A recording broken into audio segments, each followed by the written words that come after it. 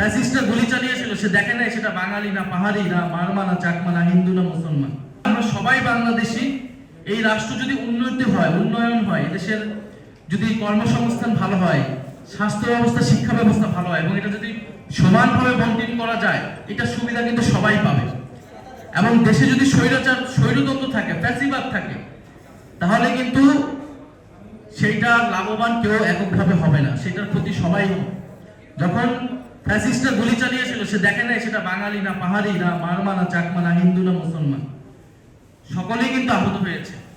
আমাদের বহু এরকম পাহাড়ি নৃতাত্ত্বিক ভাই বোনেরা কিন্তু এই আন্দোলনে নেমেছিল এবং আহত হয়েছে।